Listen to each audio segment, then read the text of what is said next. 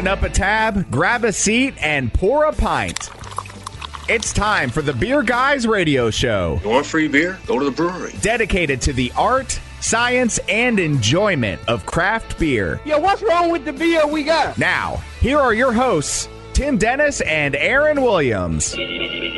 And welcome to the Beer Guys Radio Show. We are radio for the local craft beer movement, broadcasting from our studios at AM at 920 The Answer in Buckhead, Atlanta. And I'm Aaron Williams. And I'm Tim Dennis. We got Brian Hewitt here with us this week. Brian, how you doing? I'm doing well, thank you. Good, good. And we've got an awesome show this week, flipping things around a little bit as we do from time to time. Yep. We're talking to a new brewery that opened in Alabaster, Alabama, and it is Interstellar Ginger Beer and Exploration Company. So they'll join us a little later on the L line. Yes. And looking forward to chatting with them, learning something about ginger beer. Yeah, definitely. I met the owner. He was actually in Atlanta. I dropped off some of his beers, so we're looking to crack some of those open. And, you know, when you think ginger beer, you think like Dark and Stormy and like the non-alcoholic version, but they make the alcoholic version. I'm interested to see how that goes. I've had quite a few non-alcoholic ginger beers and cocktails before. I'm Krabby's. I think I've had Krabby's alcoholic ginger beer before, but I think that's the only one. Yeah, I think so too. I think that works for me too.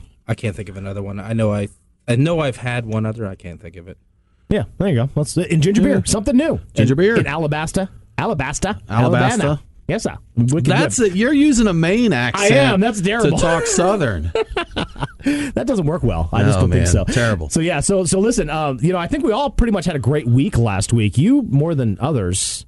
Hanging out. We did it up. You guys did it up, man. We did it up. Exactly. So, yeah, went out last weekend. Our friends from Nappy Roots met us at Red Brick Brewing for the Hype Well release, and we had a good time there. One of those things, you know, it just kind of happens sometimes where you stop in, you're going to have a couple beers. Yes. And then you get to talking and drinking, and you're laughing and joking, and next thing you know, you're there 6 hours or so. So drinking we had a good time. Hung out with Jason Topping, and Garrett was there. You know, just met the whole crew. Nice. Hypewell is fantastic. It's absolutely delicious. Really enjoyed that. Had some of the Penguin Pale Ale there, so that's a good time. We also checked out. We all went to Good Word Brewing in Duluth. We did. Got a little preview event there. They actually did open earlier this week, official grand opening. But we went over there and checked it out. We did a little first look. Preview on the website if you want to check that out. So we had our annual meeting for Beer Guys Media. It was like official stuff that we had to deal with. Some 2018 planning and some exciting recap of this year. So enjoyed some beers at Five Seasons. I had their Humdinger Hefeweizen. Yep. And that's interesting because Nappy Roots is actually making a Humdinger Stout. There you go. Right they might now have to duke it out if Monday that's the night. case. So, yes. Yeah, but that's kind of the highlights of some of the beers I had this week. Yeah, well, you know what? I did pretty well, actually. I went to Monday Night Brewing. I had Tears of My Enemies. They had a little bit left over there, so I was able to grab some of that. Also, a quick bottle share with Prairie variants as well. So Prairie Paradise, Vanilla and Coffee Noir, and of course Paradise happens to be, I believe, 15.6%. I think is what the ABV is. But don't tell anyone. I have no idea where it came from. That came from Oklahoma, Came from right? Oklahoma, Yes, exactly. absolutely. That Oklahoma beer. So it was interesting to have that. It was super, super boozy. But, is that the Bourbon Paradise? Yes. Because there's a regular Paradise, and I think some of the bourbon. It was the bourbon. It was the Bourbon that. Barrel Paradise, and it packed quite a kick. Yeah. So if you're in Oklahoma, grab me some more. Get some. Exactly. You got it. Absolutely. Brian, you also had a pretty good week too. Yeah, I really did. One of the things I'd had it in the fridge for a while, the Sweetwater Sinner's Son. And I know this has gotten mixed reviews, but I loved it. I thought it was fantastic. And it did not have too much coffee, had just the right amount of coffee and the right amount of everything. And I want to bathe in it. See, there's a lot of people that just absolutely love it. I haven't drank my bottle yet from the release. We had a little preview of it at the brewery, and it was fantastic. Rich, smooth coffee, really nice. You know, the people that are not giving it glowing reviews say too much coffee or undercarbonated. But, you know, these big motor oil stouts sometimes don't have a lot of carbonation, but I don't think it really affects that style much. No, I don't think so either. I think actually the lower carbonation helps, especially. I kind of expect it. Yeah, exactly. Yeah. And I think it's just, it had a ton of coffee.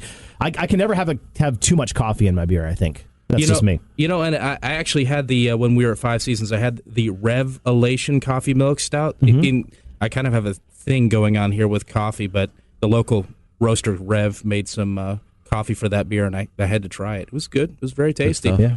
And Creature Comfort's Silent World, the Silent World. I believe that was a black lager. Yep. I really enjoyed that. I could drink a lot of that, especially portery to me. Yes, yeah, and it really for nice. this time of year, fantastic. So we also, again, talking about the Good Word Brewing, we also got a chance to sample their IPA that they had. That should be, again, on tap now as well, and that was a nice drinking beer, that was too. tasty. So good stuff. So, all right, well, speaking of more beer talk, let's go ahead and check out Truck and Tap's Beers of the Week. Crack open a cold one. It's the Truck and Tap Beer of the Week. Craft beer and food trucks in downtown Woodstock. Truckandtap.com. So, Tim, what's on tap today? We got all kinds of stuff on tap. Our beer cooler runneth over, yes, Aaron. So we did a little pre-gaming with a couple of this. A brewery out of Des Moines, Iowa, Barntown Brewing, and they were kind enough to drop us an email and say that they would like to share some of their beers with us. So we got a few crowlers, and we opened the Hop Skewer, which is a Northeast IPA, and it's really good. Yeah. So that's really nice. Super tropical. Hazy, juicy. It hits all the marks of a Northeast IPA. So that was really nice. We've got a few more to try with them. We also got into Creature Comfort's Golden Door, which is their mixed fermentation saison made with their house culture, aged in oak barrels, and that's phenomenal. That's what I'm drinking right now. And that's just superb. I love the sours they're doing there, and I'm getting to where I can recognize Creature's house culture, like Jester King, Jolly Pumpkin. Those breweries all have a distinct character to it, and Creature's got that as well. We also have, as you mentioned, Aaron, we have some Interstellar ginger beers. We have their First Contact and Sunspot, and I saw that Sunspot is Mountain Dew for adults. All right. So we're going to check that out. We also have some Hypewell here, and we have Journey Without Maps. Yep. Preview of that one that's releasing on December 7th, and that is Red Brick's new double IPA. Oh, yeah, like you said, our beer cooler runneth over. And there's just the three of us. And we have Tropicalissima if we need to get to it. We have Bell's, yes. a Rabacadabra. So it's just nuts. And later for Drink This Beer, we have some Nodos, Sticky When Wet, and Coco Loco. That's right. So we're going to fourth segment the heck out of those. Exactly. It's going to be good times. Good stuff. A couple more minutes now. Let's go ahead and get a quick look at this week's headlines. What's in the news? The beer guys have the scoop. Extra, extra, read all about it. Time for headlines. Okay, so we have a couple of openings. As we had mentioned at the top of the show, we had Good Word Brewing is open. We previewed that. Really cool place, really cool vibe. We also have Southbound Taphouse is now open in Savannah Hilton Heads International Airport. It sounds like it's going to be quite the hangout for an airport. They're going to have, of course, local beer. They'll have a full menu. They'll have pool tables. And one of the more important questions is, where is it in the airport? Will I have to go through security? You will not. It is outside TSA. That's pretty handy. Very cool. If you want to go hang out there, you absolutely can. So, I like it. On the horizon, we have Halfway Crooks Brewing and Blending opening in Summerhill's redevelopment area in summer of 2018. So that area is in the shadow of what was Turner Field, and it is the creation of Joran van Ginderocker, Sean Bainbridge, and Tim Kellick. And so it's going to be a 2-story structure with a 10-barrel brew system that's going to pump out about 200 barrels of beer in the first year, and eventually develop up to about 600 barrels a year.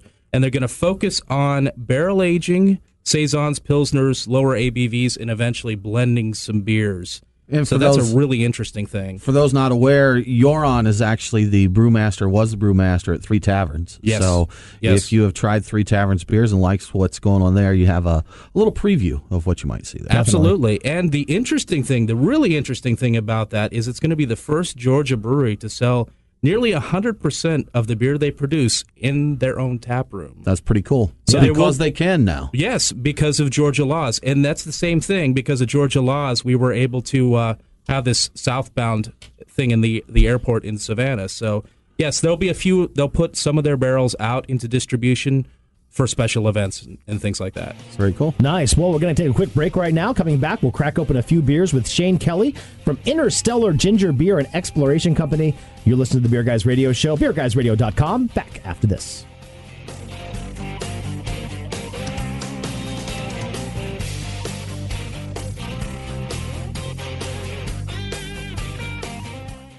It's Aaron and Tim, the beer guys. If you're like us, no lunch or dinner is complete without a pint or two of craft beer. Which is why Truck and Tap in downtown Woodstock and Alpharetta are always on our list. Tim, why do they call it Truck and Tap? Well, the tap part is easy, Aaron. See, they've got 18 of them. As for the truck part, well, that's when it gets interesting. Truck and Tap features your favorite Atlanta area food trucks daily, so that way you're getting a different menu every day. Truck and Tap in downtown Woodstock, Alpharetta, and coming soon to Duluth in 2018. Truckandtap.com. Let them know that the beer guys sent you. We are Reformation Brewery, celebrating the reformer in you. Locally crafted within the renowned Etowah watershed of Woodstock, Georgia, Reformation creates yeast-forward brews full of aroma and flavor crafted to last. Come see us in beautiful Woodstock, Georgia, for a tour and tasting of unique brews that you can't find anywhere else. Reformation Brewery, set beer free. ReformationBrewery.com.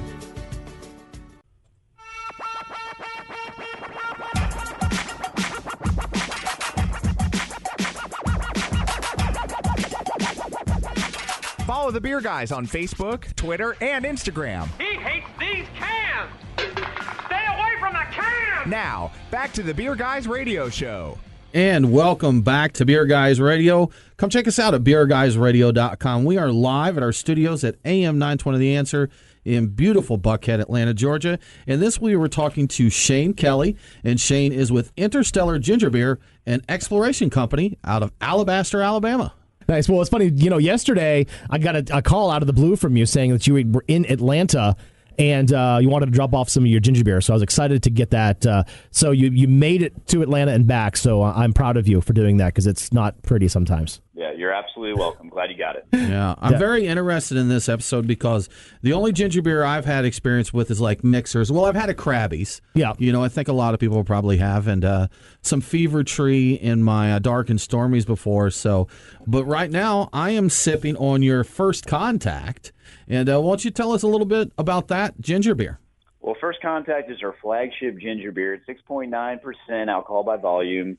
It is smooth, crisp, refreshing. It is made with ginger that we grind and press ourselves, and then that goes in the fermentation, right? And yeah, man, it's just like a really delicious ginger beer.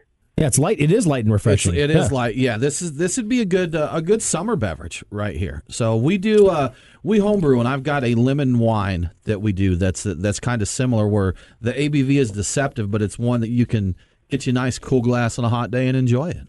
So we've got to ask. The name is super interesting. Tell us what's behind the name and the exploration part. All right. So Interstellar. Well, we're looking for a cool space name, right? And Interstellar was available and wasn't trademarked. That is the true story. There you go. And sometimes that's the hard part, right? Yeah, and it's trademarked now, so back off. That's right. Yeah. Now, you guys are yeah, but like along that thread, it does go a little bit deeper. All jokes aside, Daniel and I, that's my business partner. We do look to the future of beer, and I think ginger beer will be part of that. And we do things a little differently, and right now humans aren't in space, not really. So we hope to be a part of the future, and we think in the future, I like that. There you go. Future thinking, and it's key. So yeah. So what got you interested in ginger beer? Were you into in brewing regular beer before, or did you kind of come in this a different way? Oh yeah, man. I was a home brewer for about 10 years, and I got like a bunch of hippie friends here in Birmingham, and they got me into kombucha, Okay. And I was like, ooh, kombucha's kind of nice. And, the stuff we were making was 2% ABV, right? Mm-hmm. So I was like, well, that's not legal. You can't sell that in stores, So I was thinking, what other things could I sell? Or sorry, not sell, but make that was alcohol that I've never tried before. And one thing was ginger beer. It just popped up on, the interwebs one day. And I got a ginger beer plant from England. It's a symbiotic organism. It's bacteria that encases yeast. And it was actually the first ever symbiote discovered, like ever in human history, right? And it's fascinating history about ginger beer. That's it. Now, so that's a SCOBY, right? Similar to kombucha? Well, okay, so a SCOBY, a kombucha, kind of floats on the top. This stuff floats on the bottom, but it does kind of bubble up as bubbles are made, and it's kind of globular. It's a lager SCOBY. That's what I was thinking. It's a bottom fermenting SCOBY. SCOBY. Yeah. Yeah, Yeah, exactly. Yeah. So, I was just fascinated by that whole thing. Made a bunch of that, and just I just kept on repitching on top. Just kept on repitching, basically sugar water on top of this thing, and it just kept on eating it. And then just by doing that, I picked up a random opportunistic wild yeast that got in there, started bumping up the alcohol content like a lot, and started making it really delicious. So I've got a science background. I'm a microbiologist, PhD microbiologist, and put that stuff underneath a microscope, determined it was Saccharomyces strain of something, and was like, whoa, I could totally do this commercially. And that was where the light bulb went off, and went down the rabbit hole from there. So you started with a ginger beer plant, but you now have kind of a house culture that got this Saccharomyces in it, correct? Well, I definitely have that strain in the freezer, but I use like traditional brewing strains. Okay. Interesting. Yeah. Very interesting. So now I do. I figured out how to do that, how to make a good ginger beer that tastes similar with a commercial strain. Would you be strains? Would you be able to use the ginger beer plant on a commercial level? Is it something that's capable of that? I think it'd be tough. I really do. I think it'd be tough to do that just because how slow it is. Yeah. There could be some people doing that, but I don't think it'd be that worthwhile. Interesting. Very interesting. Yeah. So now you're in Alabaster, and for those that don't know, you're a little south of Birmingham. So why start a ginger beer brewery in Alabaster, Alabama? Well, when you're starting a brewery with a good friend of yours and he's backing you, and you don't have much money, you got to get out of Birmingham, man. Those places there will just, warehouses, people know that they're in demand, But we found a super cool landlord out here, and basically said, hey, you can do whatever you want to the building, just don't charge me for it or whatever, don't bother him, and he's fine with it. And we're like, all right, and if it's cool and people like it, they'll come. That was the idea about the whole thing. Yeah, and it's interesting, because a lot of folks that are starting up a brewery across the country are just like that too. They're like, we need to find some cheap space to do this in. Yeah. Because you need a lot of space to do it, and you don't have a ton of overhead or a ton of money to begin with. Yeah. Also, parking is key. You need volume in this business. You're not going to get rich off one four top or whatever. You need hundreds of people coming to your brewery, right? So we got parking for days. I mean, there's a Fastenal across the street, and there's a gas company. There's a gas company across the street that actually brings CO2 containers to us in a hand truck.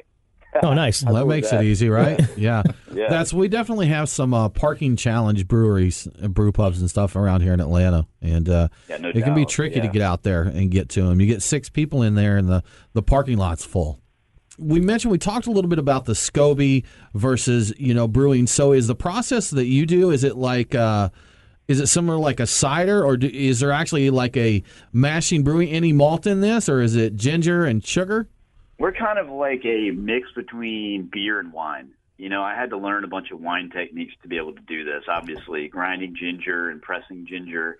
It's basically like grinding and pressing grapes, or grinding and pressing apples, like a cider, right? Yeah, we definitely had to do both. We don't mash in, though. There's no mash. We use sugar. You know what I mean? Okay. I use pure cane sugar, and let the yeast go to work on that with the ginger, And what we've noticed, the ginger is like firepower to the fermentation. I was curious about that, if it had any effect, on the fermentation there.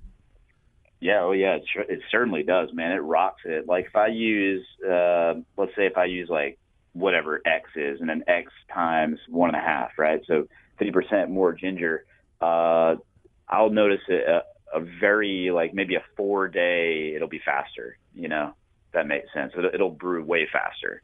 I want to homebrew some ginger beer now. Yes, I do as well. Beer, so yeah. I want to get in there and check it out. I'll tell you how to do it right now, okay? Okay. Get you, let's say, 2 to 3 pounds of ginger, whatever you feel comfortable with, and stick it in a blender, okay? First off, clean the hell out of it, right? Right. Yeah. And then put it in a blender, grind it up, add some water to it because it's ginger, right? And you might want a really awesome blender like a Ninja. They don't pay me any money, but it works very well. And then so grind it up, get that stuff as liquidy as possible. I mean, you don't want to heat it too much. There might be some enzymes in there or something that's going to help in the fermentation. I don't know. Okay. But anyway, then sanitize your painter strainer, right? Put that ginger juice in a painter strainer, squeeze it, and that's your ginger. Set that aside, get some sugar water handy, heat and cool that. You want to boil that for at least 15 minutes, right? Okay. And then cool it, put that in the fermenter, put that in there with your ginger solution that you just made, add a little citrus or something, who knows? Add some tea leaves or just whatever you want to do with it. And then throw your yeast in there. And I recommend using one yeast. Now, there you go. You got a full recipe for starting ginger beer brewing at home. Shane Kelly, we're going to take a break right now from Interstellar Ginger Beer and Exploration Company in Alabaster, Alabama. BeerGuysRadio.com. We'll be back right after this.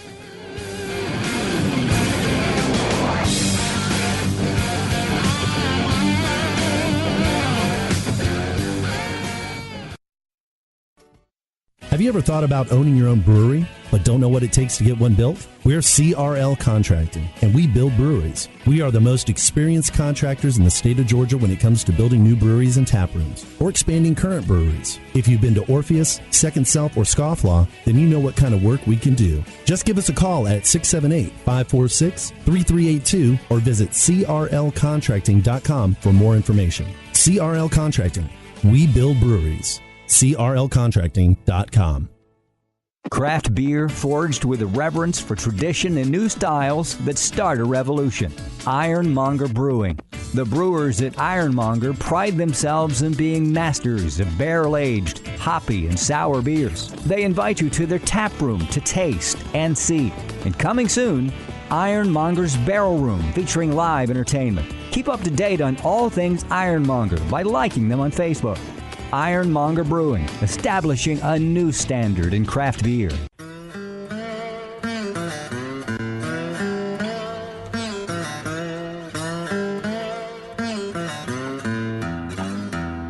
Follow the Beer Guys on Facebook, Twitter, and Instagram. Cannonball coming. Now, back to the Beer Guys Radio Show. And welcome back to the Beer Guys Radio Show. Follow us on Twitter, Facebook, and Instagram at Beer Guys Radio.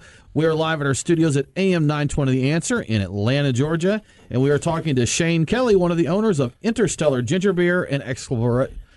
Say that 3 times fast. Can do there this. You go. Interstellar Ginger Beer and Exploration Company. So there we go. And we are drinking his Space Mule ginger beer right now.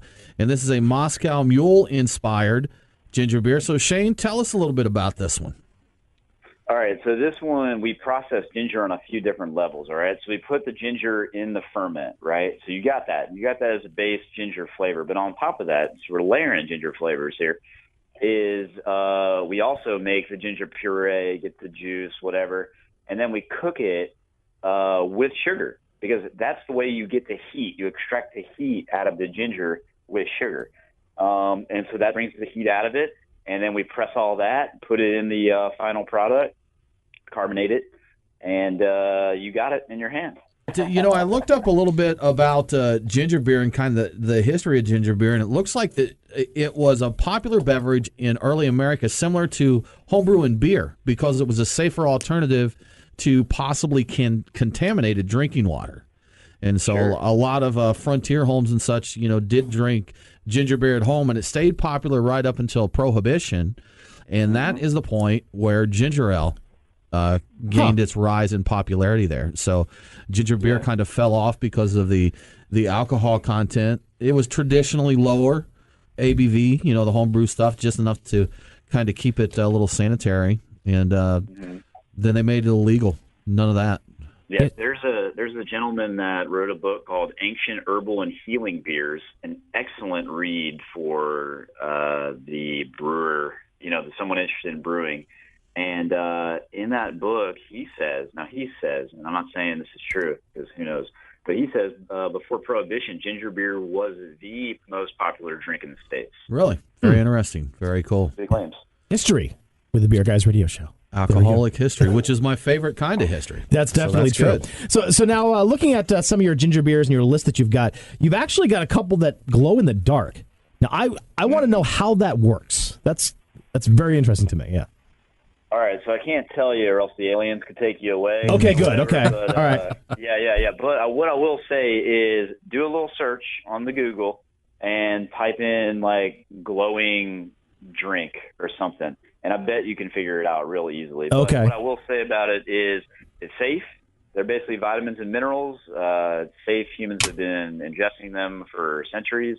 But the quality of our ginger beer, since we don't have any SRMs or whatever on it, is clear for the most part. I mean, you might notice that the Space Mules got a little bit of tinge of greenish or yellow. I don't know. But that's because of the ginger, But some beers that I can make them absolutely clear like water, and because of that, they can accept this fluorescent compounds that we put in there, and they glow. One glows yellow, one glows blue.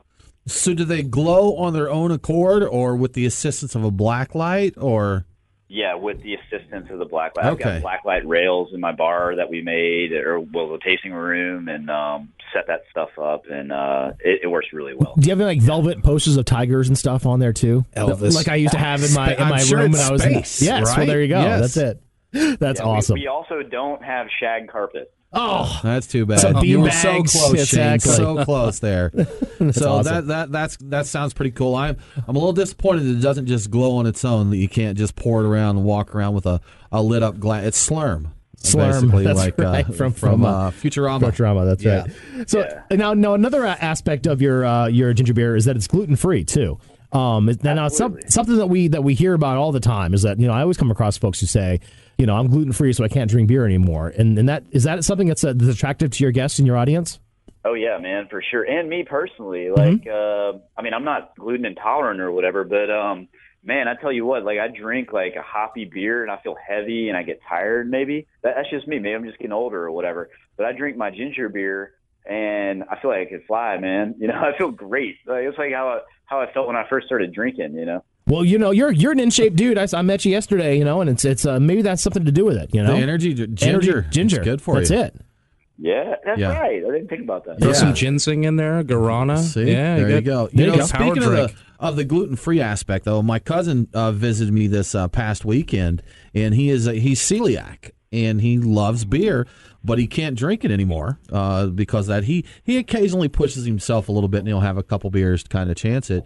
But he's moved to ciders and wine, but when he's out, he drinks Moscow Mules. So, but he mentioned that he can't drink a bunch of those. If he wants to just sit around and have several beverages, he can't really do it. So something like a Moscow Mule ginger beer would be perfect for him. I had a guy that came in here with gout, and he said if he goes to another brewery or bar or whatever and drinks beer, he wakes up with the worst feet pain ever. He can't even get out of bed. Huh. However, when he came over to my place, he just threw caution to the wind, because I guess he does that from time to time. And he said the next day he was dreading getting out of bed, but he was completely fine. That's cool, and that's interesting because, you think about that, and even folks that aren't gluten-free, I mean, I've heard some things about that, about where actually just having gluten could affect your health going forward, but yeah, that's cool. That's really interesting. Also, Shane, now we talked a little bit about your drink that was from the Moscow Mule. I know, I'm a mess today. I can't reset that one, Aaron. Yeah, I can do that. So you we're talking a little bit about the Mule, the drink that we had here with a little bit of heat on it.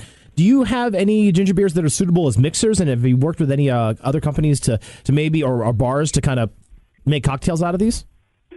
Well, we're super interested in that opportunity. I've got a bartender from one of the rooftop bars in town, Redmont Hotel, coming next week, and she's going to bring some rum, vodka, and gin, I think, and whiskey. And she's going to try to make some mixed drinks right there on site and see if any of them go well with it. And we have had one restaurant actually make a really mean drink with our first contact. So, and that one's not even, spicy. Okay. So it's just a really good base for a cocktail. Yeah, just a nice light gingery flavor there, for sure. Sure, yeah. Yeah, so what is the reception? I'm sorry, go ahead. No, you go ahead. Yeah, I was just wondering what the reception has been. It's something that's different than something that folks don't expect. Has there been some sort of education that you've had to have with your customers, or have they just been on board since day one? Yeah, well, I mean, on site at the tap room, people are coming. You know, like we're really excited about that. Now, I didn't realize how hard the beer business was, like outside sales. You know, it's tough out there. It really is. Yeah. You know, you got to find the right person, and then you got to, you know, they'll tell you they're going to buy it. Maybe they don't. Maybe they do. You know, and you know, it's just been slow just now. But after talking to some people that have worked in this business.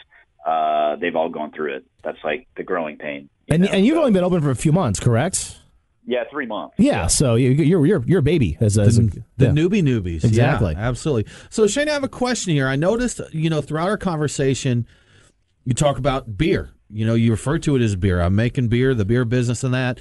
Do you find consumers perceive it the same way? Is it? Do you find the same challenges as, say, a craft beer brewer? Well, I guess like I've never been a pro craft beer brewer, so I don't know exactly what the same challenges are. I imagine they're similar. Do I think that the perception is that it's beer? Yeah, mostly. I've only had 2 customers, like I guess they thought like I was making malt beer, and they got kind of upset. Or one dude actually pulled his like son out of there. His son was like totally down for the beer. And he was like, oh no, we're not having a beer, you know. Like they bought a flight, you know, and after that they left. But so like sometimes I've only gotten a few people like that. Like I said, most people, some dudes say, "Man, I came over here wanting to hate you guys because you're doing alcoholic ginger beer, but I'm gonna be back. This stuff's great. I'm bringing my wife." You know, that's awesome when you get those converts like that. Yeah. Oh, yeah, totally. Very cool. Well, Shane Kelly from Interstellar Ginger Beer and Exploration Company in Alabaster, Alabama. Thanks so much for joining us on Beer Guys Radio this week. We appreciate it. Absolutely, man. Thanks for having me on. Absolutely. A good deal. And well, we'll go ahead and take a quick break right now. You're listening to the Beer Guys Radio Show, beerguysradio.com. We'll be back right after this.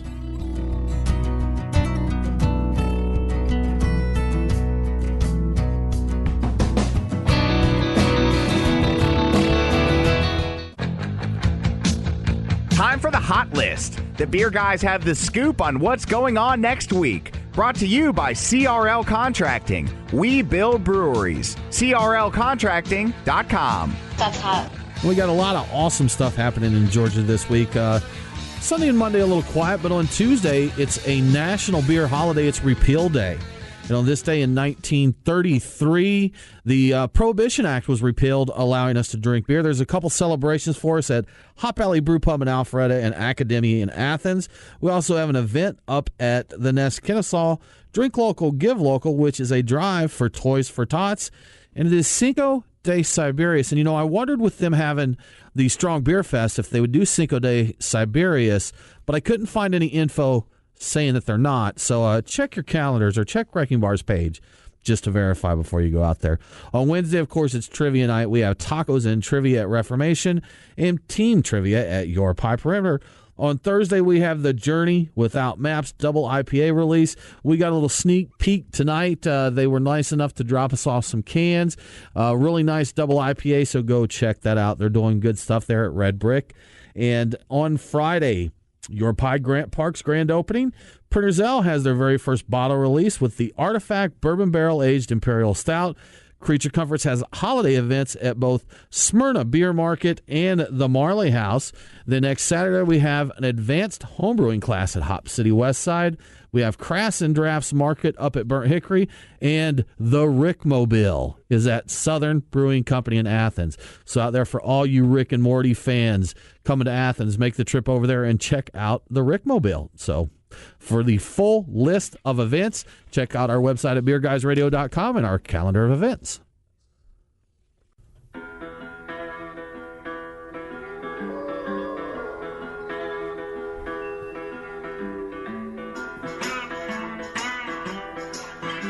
Follow the Beer Guys on Facebook, Twitter, and Instagram. Your revolution is over, Mr. Lebowski. Condolences, the bum's lost. Now, back to the Beer Guys Radio Show. And welcome back to the Beer Guys Radio Show. Huge thanks to Shane Kelly from Interstellar Ginger Beer and Exploration Company out of Alabaster, Alabama. I like that guy. We learned some cool things, Aaron. We drank some good ginger beer. We'll have to get over there and visit. black lights but no shag carpet. So I know. we'll have to make that maybe work. We'll bring him some, maybe we should make velvet posters of the Beer Guys Radio logo and bring it over to him. I think we should. So that's phenomenal. How about all of us playing poker? Beer Guys playing poker on a velvet painting. So there we go. Yes, I like that. Very cool. But right now, Aaron, you've got some info to share with folks from one of our good sponsors, Your Pie. That's right. What's up there? Well, last week we were at Your Pie Perimeter with Lisa and Morgan and celebrating our 100th episode. And they announced officially that Your Pie Grant Park is opening, and it's going to be on Friday, December 8th. So this Friday coming up, they'll have grand opening celebrations from 11 a.m. to 11 p.m. that day. And they've got, of course, their brick oven pizzas, chopped salads, and gelato, and a fun, relaxed atmosphere that the whole family can enjoy. 10 taps that's going to be dedicated to local and seasonal craft beers. And they're going to have 4 experimental taps, which is pretty cool. So they'll have wine, kombucha, maybe some specialty cocktails and things like that. But they don't have their alcohol permit just yet. So they're close. Working on the city of Atlanta. Hopefully they'll get that done pretty quickly. So just stay tuned there. Anyway, but they've got their own Facebook page, Your Pie Grant Park. They've got information on how to sign up to win free pizza for a year and to register for the soft opening free pizza as well. Some dine and donate events coming on Monday the 4th through the 6th. And then, of course, very important. Your Pie Grant Park is off Memorial Drive, just down the street from My Friend's Growler Sharp. And again, that's My Friend's Growler Shop. Growler Sharp. Sharp. It's a sharp growler. Sharp. I just cut my lip on that all the time. Yes. But yeah, so it'll be good. So congratulations to Morgan and Lisa. They've got a new franchise opening up in Grant Park. They've got a new baby coming. It's going to be a busy 2018 for them. Very cool. Yeah, definitely. So we cracked open another beer. We are. So we've got a little preview here. It's one coming from Red Brick that we mentioned a little earlier. It's their Journey Without Maps, which is their double IPA.